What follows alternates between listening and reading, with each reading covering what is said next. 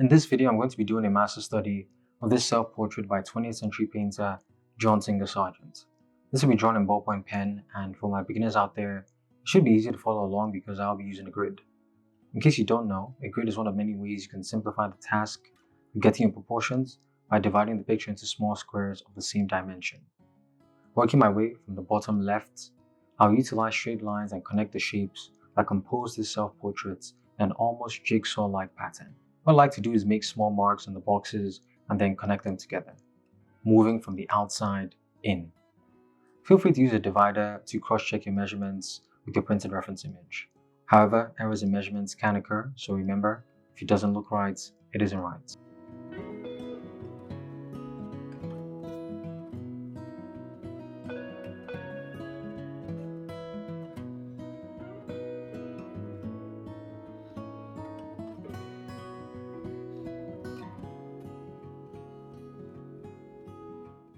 In the clothing, the idea is the same. Use simple geometric shapes, minimize details, and capture the essential elements of the area. In the blazer, I draw the outside contours before defining the shadow shapes in the middle and on the shirt. Creating defined planes and highlighting key angle breaks is my goal.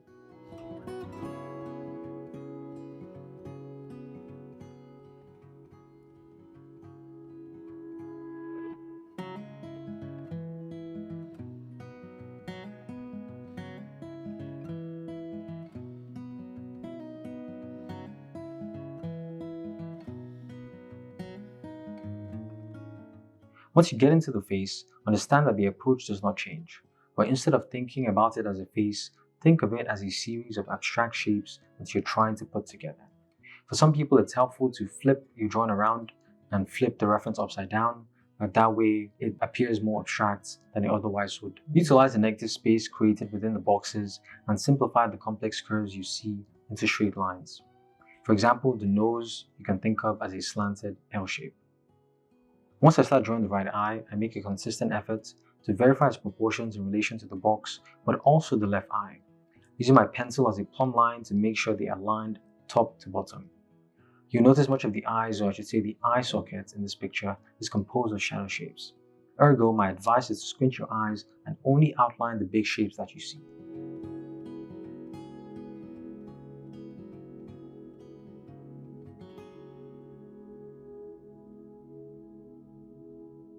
The beard area is not as complex as it looks. Thankfully, Sargent has already simplified much of it into soft and specific shapes, with the shadows carefully separated from the lights. Take advantage of your grid and carefully draw these shapes, always keeping an eye for how the specific relates to the whole. In other words, check your alignment across the picture with vertical and horizontal lines, as well as verifying the relative size of your shapes with respect to other elements in the drawing. Once I'm done with the beard, I'll hop around to other parts of the image and make little adjustments. For example, I noticed that the right eye was too far up and I had to make some tweaks to that to stay true to my reference. In this next stage, we'll be building upon our straight line blocking by introducing C and S curves to make our proportions even more lifelike.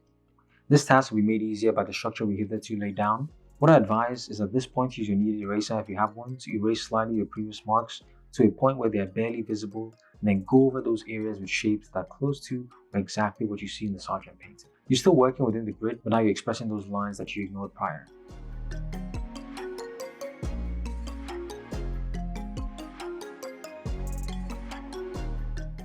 Patience is key as always with drawing, but in particular now, as you don't want to undo all the hard work by rushing to a finish. Slow down and inspect every mark you make, ensuring that it is adding and not detracting from the likeness.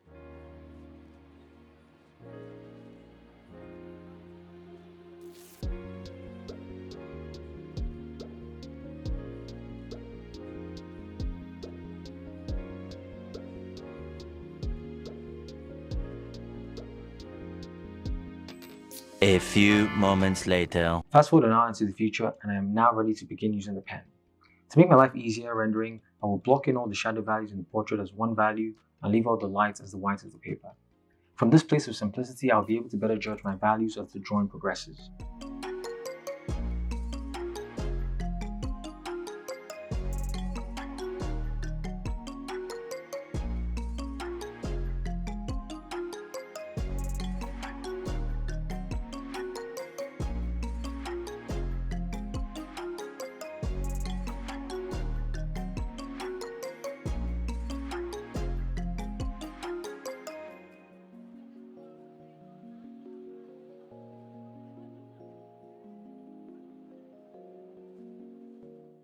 Now that the two-tone blocking is completed, I'll begin by shading the eyes as they are the focal point of the picture and very important for the likeness. As you can see, I keep the values very simple, 2 to 3 at the most. I want there to be harmony in my values, and I can't do that if there are too many values all over the place in portraits. You'll notice as I work my way through the shadow values, increasing the darkness, I'm consistent with the way I apply my pen strokes. This is essential for your portrait to look clean and crisp. If you lay down your marks in a haphazard fashion, you may get the value darker quicker, but the finish will be sorely lacking.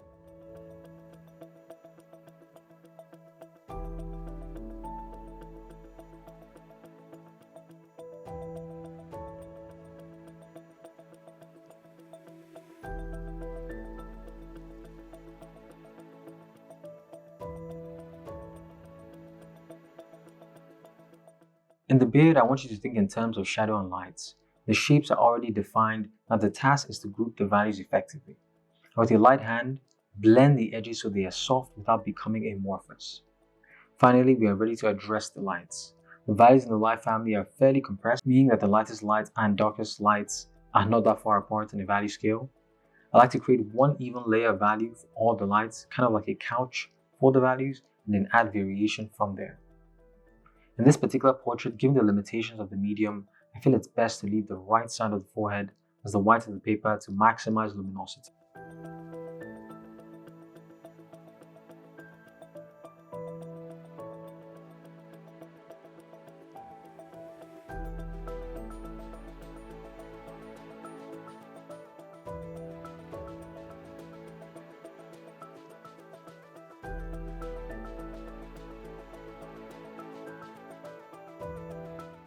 Running the jacket is pretty straightforward, and this portion of the drawing should feel less demanding mentally. However, you still have to honor your reference. It's evident to me that the shadows are on the creases and the lights are everywhere else. I use the word lights with a grain of salt, in the sense that the light parts of the jacket are darker than every part of the face outside of the shadows. So keep that in mind.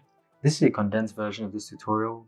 However, if you want to watch the full version, as well as access tens of hours of other drawing content, click the link in the description to my Patreon to do just that. That's all for now, and I'll see you guys in the next one. Bye bye.